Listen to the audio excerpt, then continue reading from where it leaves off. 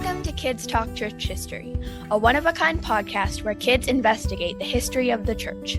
Over 2,000 years ago, Jesus said, "I will build my church, and the gates of hell will not prevail against it." So, has he kept his promise? How has Jesus built and preserved his church against all odds? Come with us on a trip through history to find the answer, here on Kids Talk Church History.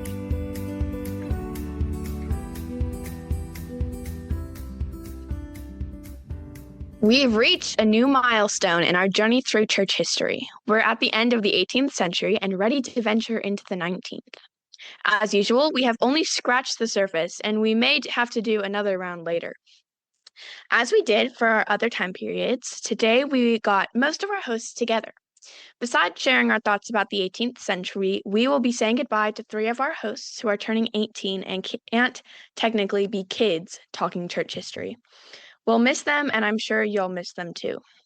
But we'll be welcoming two new hosts, Isaac and Layla. Isaac is actually my younger brother.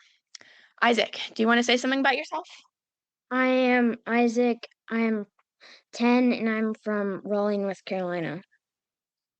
Great. And Layla is Linus's younger sister. All right.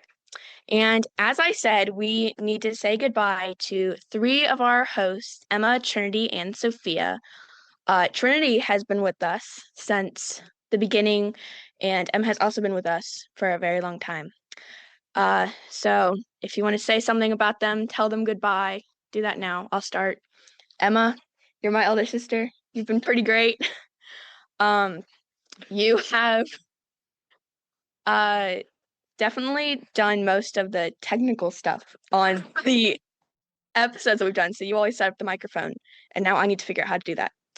So thank you. Thank you for your moving words. Does anybody else want to say anything? Good job, Emma. Thank you. Shout out to Trinity and Sophia. They've been super fab. Trinity was one of the people that I heard when I first was when the podcast was pitched to me. I was like, whoa, are there any cool people on that podcast? And Trinity was on there, and I was like, well, she sounds pretty cool. So there you go. And Sophia has been a delightful, albeit slightly later addition, and I've enjoyed getting to know both of you. So I'm gonna miss you all so much. Yeah, it's been a pleasure to work with you guys. I think I joined in 8th grade, and I was like a little middle schooler, not quite sure how to talk to adults or how to research anything. I think the first episode I was on, Emma was the moderator, and I aspired. And so it's been a pleasure to work with all of you because you guys are all so gifted and so kind and like-minded students, which was a real gift to work with you all. Yeah, I was very thankful for Emma, Sophia, and Trinity, my older sister. In every single episode that I've been in with them, they've been very knowledgeable about the subjects and have done really great to benefit this podcast. Yeah, all of you guys are very enthusiastic about the subjects. I just want to say it was great working with all of you guys, even the later additions, especially like Priscilla and Sean, especially Emma, Linus, especially since I've known Linus for a long time. So it was really fun just being able to talk about common interests that we share in church history. And I know a lot of people that don't like church history. So this is really a place that I felt comfortable sharing my interest in. So I really enjoyed being on this podcast with everybody. Yeah. And it was so fun to get excited with you all about things. Yeah. Man, it was just so much fun getting to meet all of y'all. I have been on the podcast for very long. I have no experience to boast about. It's definitely been a ride. I'm kind of getting teary-eyed right now because I've had so many fond memories, I've met so many amazing people. It's truly been a pleasure. Yeah. Okay, well, now let's talk about the time period we just covered with our last series of episodes, the 18th century. To kick us off, what has been your favorite episode from this series? My favorite episode was definitely the one about the missions to India and about William Carey. It was very, very interesting to learn about him because I'd actually never heard of him. I really enjoyed the episode on the Marrow Men. I'd heard a little bit about them before, but it was really interesting to learn so much about them, and I really enjoyed the guest on that episode too. And it's an area of church history that it's not like the big flashy stuff, but it does like have some, it's an important doctrine, and also it like is directly led to not my denomination, but a sister denomination, which I think is pretty cool, and I didn't know before that episode. I really enjoyed the episode about William Cooper. I thought that was very fascinating, especially learning that his name is pronounced Cooper and not Kelper. Yeah, confusing. I really liked both the guest and the episode that we did on Bach. So I really liked Dr. Paul Grime. And then I also really liked learning about Bach because I think sometimes when you're studying church history, it's tempting to just think of it as something that happened in the past and how does it apply to us today, which I know is an error on my part. But learning about the music that we still listen to today and the history of that, I think is really powerful for a Christian to understand because you're still taking part in that tradition even today. And then also to learn about someone that engaged with the culture, both secular and sacred. And he found a way to engage productively with the culture as a Christian. I think that's really inspiring and something that I took away from that episode.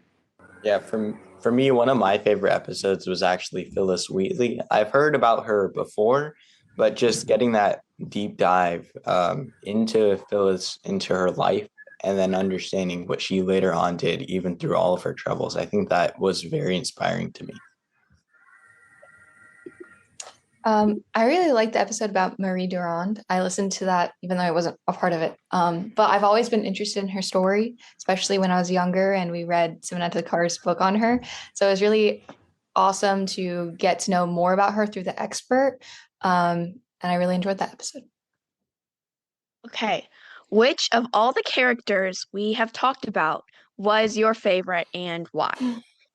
I mean, going off of what you said about Marie Durand, I think she was my favorite because a lot of people we learn about that have stories like that, it's really inspiring and then also convicting because learning about her, I wasn't sure that I could do something like that to be imprisoned for my faith for like 38 years. I think that's how long it was. So I also was fascinated by her and really just inspired by her in her life.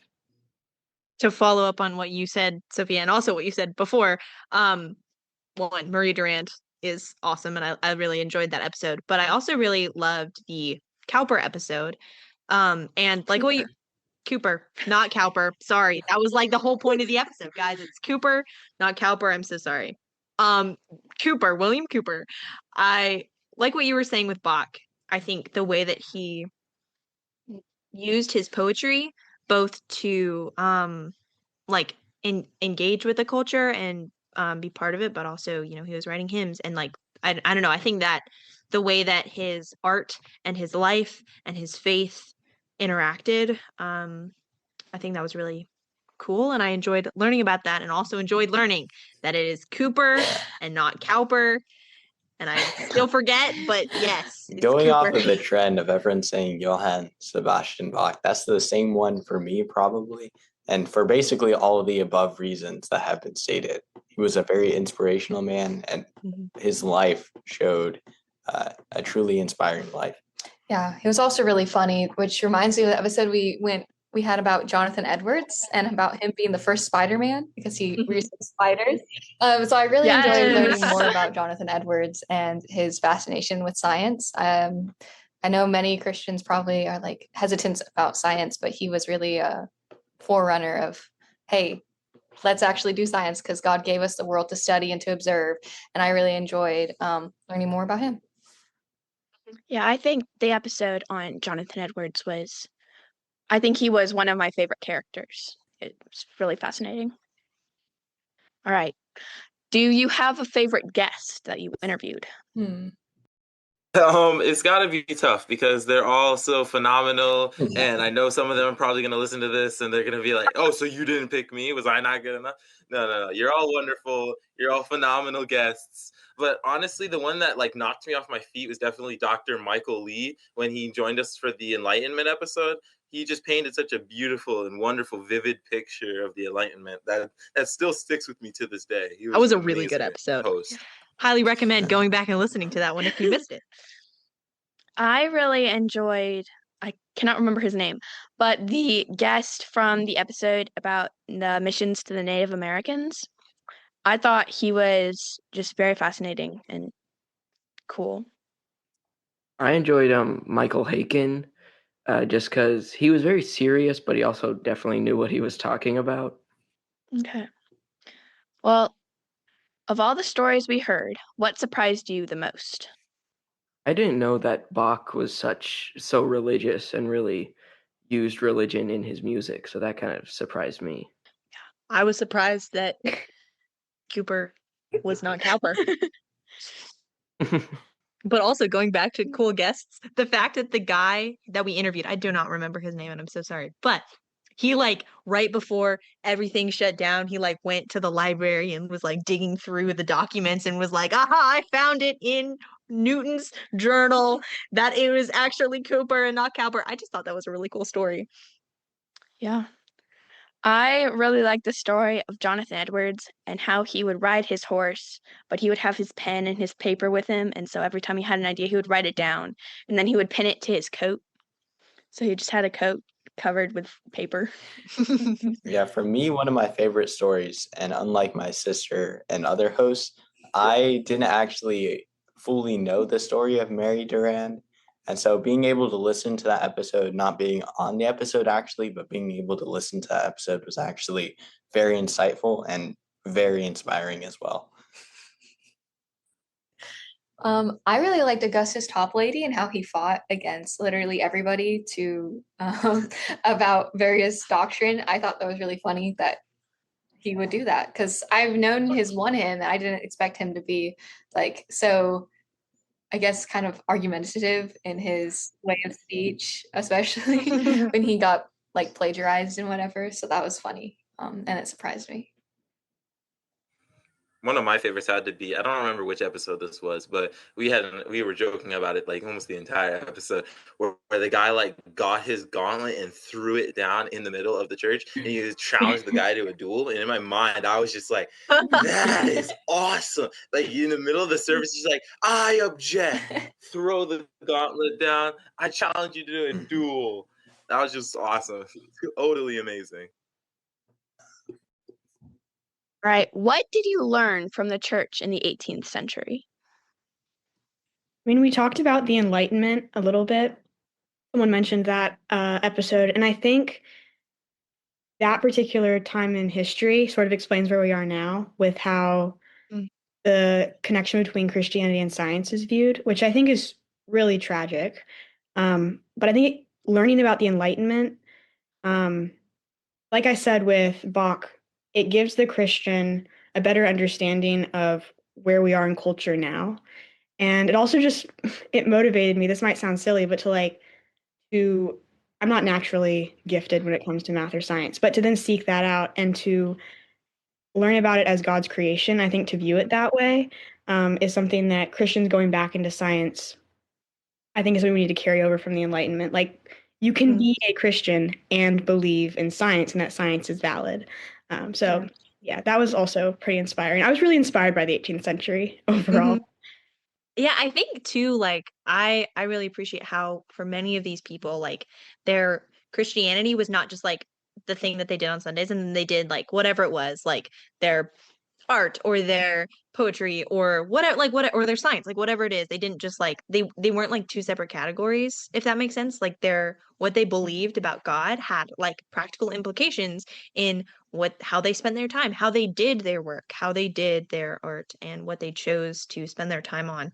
And I think that that is really a good thing to remember that like we don't just we're not just Christians on Sundays, if that makes sense. And I think the people that we talked about in the 18th century, they really believed that. Like they believed that that theology and Christianity and God, like it really mattered in all of their aspects of their life. And that's why, we have Marie Durand, who cared so much about what she believed that she was willing to go to prison for 38 years.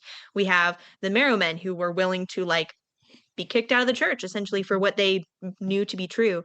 And also then you have Cooper and Bach, who are making beautiful art and beautiful poetry and beautiful music as a reflection of that. So I think that's something that I've really taken away from the episodes that we've done is it's not just about like the pastors or the theologians, but all of the people who are affected, who take what they believe and apply it to their lives. Yeah, that reminds me of the episode we did about the Welsh revival and that one girl who walked miles to get to church on Sunday. The devotion that the people had, even during those tough times, and when it's like, oh, I'm too lazy, I don't want to go to church. People walked miles to go to church back in the day. So I think the devotion that they had really reflects the time period they were at and should inspire us to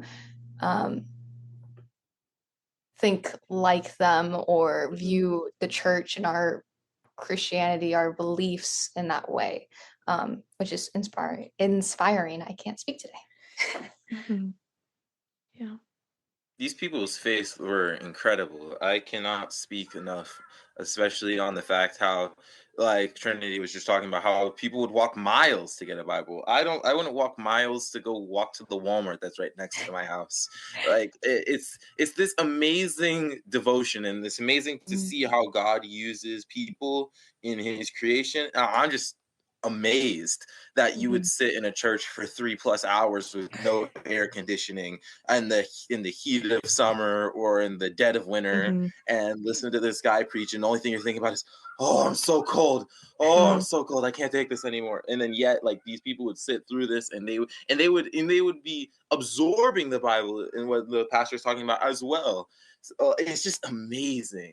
I really can't wrap my head around it. These people's faith, they knew what they believed, and they would do anything, whatever length it would take, to hear more of that. Yeah, I don't know about everybody else, but I kind of take it for granted that I can just like walk downstairs and grab my Bible, or I can just, hop in the car and drive to church. But those weren't like normal things, and you really had to like, walk miles through the woods to get to your church. So, all right. What were some lessons you took away from this time period we studied? I think just to be like really fearless when you're spreading the gospel, like Carrie going to India or the Moravians, and to just like not be scared to spread the gospel. Everything sounds holier in Latin. No, the native language. It's important. Yeah, we hear the Bible in our own tongue. This is why everybody translated the Bible, okay? Got to present the gospel in people's own languages.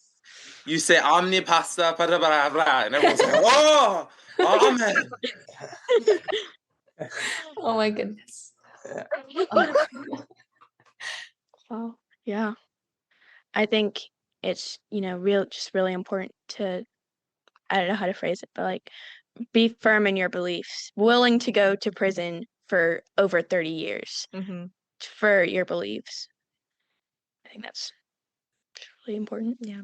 Yeah, I think also the lesson that Emma was talking about, and for the last question, is, using your godly talents that God has given you, not only just for Christianity or your religion, but also in more secular, you could say, through like Phyllis Wheatley, who had great poetry, and Johann Sebastian Bach, who had great music, and so many other people who use their talents, not just for the church, but also to spread the gospel to the world as well. Yeah.